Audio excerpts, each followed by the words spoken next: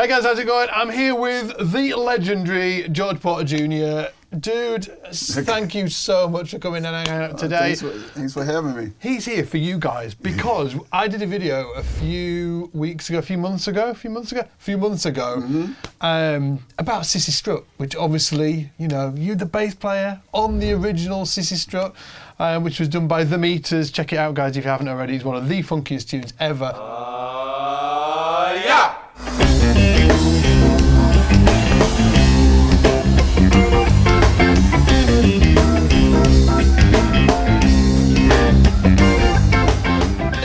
To tell the story, I was like geeking out on Facebook one day, and up in my stream came a video of you talking. I think it was on a radio interview or something like that, and the guy was asking you about CISSY STRUT, and you said, "Oh, the riff that everybody plays wrong." First half of that lick is also played wrong. Everybody wants to do. And they do play it wrong, and as I did, I played it for years completely wrong as well. George, how is it played? For the guys out there, you smiling faces out there, for the guys, how do you actually play CISSY STRUT? Put it like that, it's almost like I have to think about how to play it wrong. But the first lick would be... Yeah. And it's that first bit, isn't it? Yeah. Yeah, and so everybody wants to do... Yeah. You know, that's the wrong way. Yeah. Yeah. That's the right way. Everything else is correct, but then the second lick, that's the right way. Everybody wants to play. Yeah. Yeah. You know,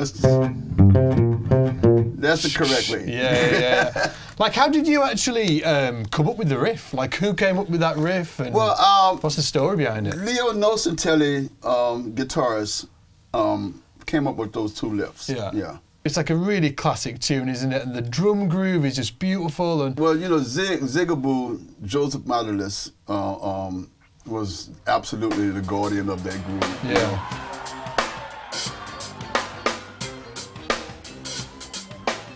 And it was always like we had learned by then from doing the sessions that we had been recording, Lee Dorsey sessions with Alan Toussaint, which was almost about probably close to a year before we started recording our own stuff. If we would have had to do that CISSY STRUT before we actually had done those sessions with Alan, we probably would have played.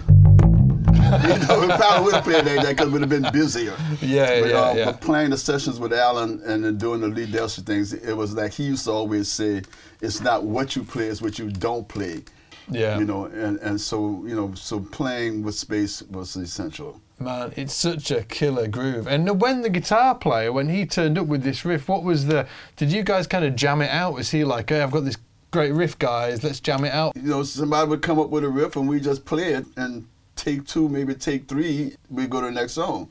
Yeah. So, you know, it wasn't like something we gave a lot of thought about, especially that first album, more than the second, but the first album, you know, it was like songs, there was great pockets, you know, looking for a melody or waiting for a melody. Yeah. You know, but the melody was inside of that take, you know. Yeah. So I mean, that's the reason that a great deal of our songs got sampled because it was a great pocket that some melody can go on top of, you know. Yeah, absolutely, yeah. And did you always play the P? Was it always a P bass? I always played a P from 1970. This bass is just 4 years old. Is this 4 years old? Yeah, That's been played. This is you know, and Dan Lakeland built this bass. The neck was custom built. At that time, my P bass was 43 years old. Wow. So he built this neck. So this neck is actually older than my P bass neck now because I put 4 years on it, you know, of playing time, you know. Yeah.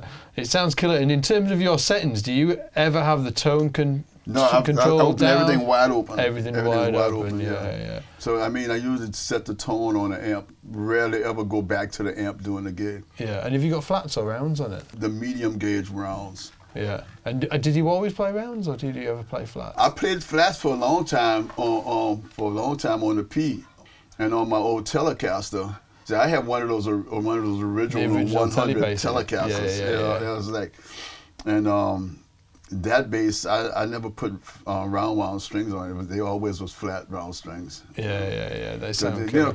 Back in the early 70s, late 60s, especially in the late 60s, the idea of your frets getting ate up, by the round strings, that was a no-no. When did the round strings even happen? Like, it was late 60s, wasn't it, that they came? I think before that it was just flats, wasn't it? I don't. When they were half wounds. Remember they came up with a half wound. Yeah. Probably in the early 70s. The round wound sound was something more that players wanted. Session players wanted. Yeah. But the round wounds was still a no-no on the frets. The bass guys were, I don't want to protect my bass, man. I don't want to, because the idea that we can refret the bass, which has never happened. My P bass has the original frets. Has got the originals on, yeah. Holes and everything. Yeah. And I had a guy that wanted to redo my frets. He said, "Man, you need a fret job really bad." I said, "If you touch that, you hurt. I'm gonna hurt you." So. It came to the time and that bass was just so heavy. Yeah. Really? Is that what? Yeah. That was like carrying a tree stump around. Yeah. And so by the time somewhere once I passed 65, I just decided that maybe give it back a rest. Yeah. And I got a hold of Dan Lakeland. I was on a government mule tour. And Dan Lakeland came out and bought a couple of basses for a kid named Greg Orzab. Yeah. Hooked me up with Dan. Yeah. And so, because I was carrying a bass around on the tour that was a no-name bass. It had no name up there in front of it. It was I can't even think of the name of the people that made the bodies. They made bodies and necks. And I put a neck together and a body together, and some guys they shaped it all up and everything. And I was carrying that bass, and whenever I broke a string, because I would break the strings on that P bass like crazy, because because it was just ate up. Yeah. So I would go to that no name bass, and Greg he would lose it. He said, "Man, you can't be Charles Porter Jr. You can't be playing on no name bass, man." So he hooked Dan Lakeland, came out and bought me one of those P basses that he had. And I liked it. I liked the weight more than anything. Yeah. But the neck was a little wide. I didn't like the neck. A little wide, and I complained to Dan, about the neck, and he said, "Just let me build your bass." He said, "Send me the P bass," and I said, "I'm not doing that. The P bass is not leaving my possession." But I had a guy at home take all the measurements and stuff. We sent it to Dan, and about 2 years later, he sent me this one. Amazing. And Fantastic. I've been playing it ever since. Man, well, thanks for sharing that story. Guys, give us some love in the comments. George Porter Jr. on our YouTube channel. Boom. Take it easy, and as always, I'll see you in the shed.